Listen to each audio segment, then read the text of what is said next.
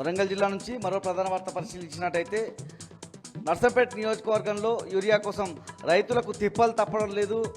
తెల్లవారుజాము నుంచే యూరియా కోసం రైతులు బారులు తీరి క్యూ లైన్లో కనిపిస్తున్నటువంటి సందర్భం కనిపిస్తుంది. నెక్కొండ మండల కేంద్రంతో పాటు నెక్కొండ మండలంలో ఉన్నటువంటి సూరిపల్లి, రెడ్లవాడ, దీక్షకుంట్ల గ్రామాల్లో రైతులు తెల్లవారుజాము నుంచే ఎముకలు కొరికే చలికి ఇబ్బంది పడుతూనే దుప్పట్లు కప్పుకొని స్వెటర్లు, మఫ్లర్లు కట్టుకొని పిఎస్సిఎస్ కేంద్రాల దగ్గర యూరియా కోసం అయితే ఎదురు చూస్తున్నటువంటి పరిస్థితి కనిపిస్తూ ఉంది. సరిపడా యూరియా అందించాలని అధికారులను రాష్ట్ర ప్రభుత్వాన్ని రైతులు డిమాండ్ చేస్తున్నారు. వరంగల్ జిల్లా నుంచి మరో ప్రధాన వార్త పరిశీలించినట్టయితే నర్సంపేట పట్టణంలో మాజీ ఎమ్మెల్యే పెద్ది సుదర్శన్ రెడ్డి మీడియా సమావేశం నిర్వహించారు. 2 ఏళ్ల కాంగ్రెస్ పరిపాలనలో నర్సంపేట నియోజకవర్గానికి ఒరిగింది ఏమీ లేదని, చేసింది శూన్యం అన్నటువంటి విమర్శ పెద్ది సుదర్శన్ రెడ్డి చేశారు.